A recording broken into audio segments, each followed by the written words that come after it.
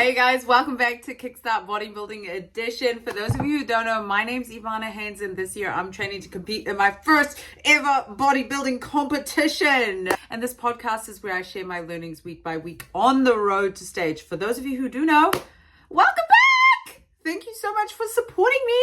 I mean, we're at episode 3. We are 25 weeks out. Oh, and what a week. What a week. I was dog sick, still on my period, and I just did not have a good week in terms of progress towards the goal. So this week I learned a lot about accountability. Yeah, I did. So I had a friend come over and visit me. He got robbed, basically, because he left his bag somewhere and then someone thought that they were helping him, so they were going to Uber package it to him. When the Uber driver got near the house, he obviously looked in the bag and realized there was a shite load of cash in there and then stole it. And when my friend was telling me this story, it was really interesting because where he left his bag, you would think that was a safe place. You know, you wouldn't think, oh, this is a major mess up on your part. You should not have done that.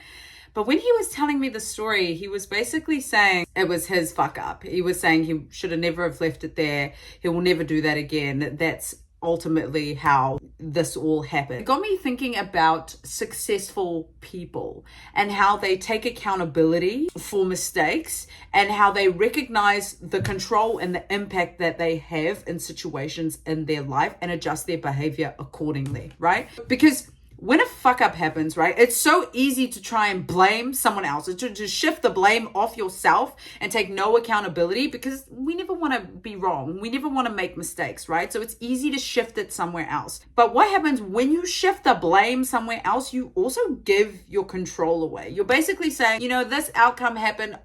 It wasn't my fault. It was all these external factors. There's nothing that I could have done. This is that person's fault, or this is this situation's fault. It's got nothing to do with me. And you essentially just give all your control away. So yeah, you're not to blame, but you also have no control in a situation, which is a shit position to be in and a shit way to go through life. Fast forward to my week. I was sick. I was dog sick at the beginning of the week. I was still on my period. So I kind of started the week on the back foot already. And then it got to the weekend and the supermarkets were shut and I couldn't get any of my meal prep. And so I kind of went down a slippery slope off plan this weekend is basically what I'm saying. And when this happened, I was like, I need to tell my coach. I need to tell my coach that this happened. And I was kind of running through all the reasons why this happened. I was like, oh, well, you know, you were out of routine. You were sick. You had period cravings. The supermarket was shut. Like, it's really not your fault.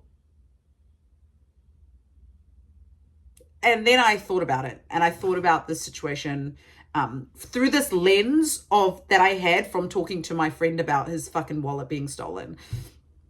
And I was like, how did this happen? What did I do that led us here?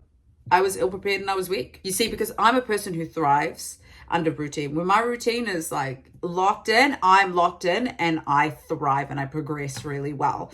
But when I get a little extra time on my hands or things don't go according to plan, then suddenly shit's all topsy-turvy, right? And I was ill-prepared for that. And I had to recognize that, yeah, I probably could have navigated this situation in a more productive way than I did.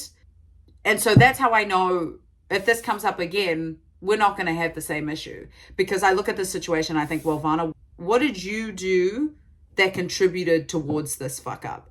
And I didn't anticipate the grocery stores would be closed. When it was closed, I didn't think of where else I could have got the groceries that I needed, at least for the next couple of days while the grocery store was closed. I didn't problem solve the way that I should have. I didn't recognize how much control I actually had in this situation, despite these external factors happening to me. So when we think about accountability, like, it's a little bit scary to take accountability because you admit basically that you could have affected the outcome. You had control in the situation. And that is both a scary thing to admit when a fuck up happens, but it's also a really empowering thing to admit because you realize you have more control in a situation than you think.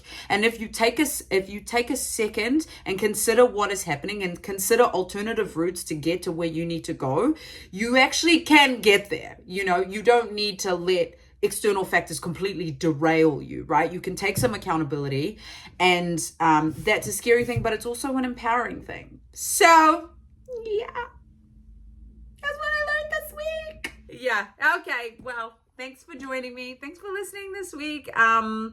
If you don't already, follow me on Instagram and TikTok, because I document more parts of the journey along there. But otherwise, catch you next week on episode 4. Is it episode 4? Yeah, episode 4. And as always, this is not professional advice. I'm just talking about my experience. If you take something from that, pay me $5. Jokes. I'm joking. Just take what you want from it. I'm not a professional. I'm just sharing my experience. Okay, bye.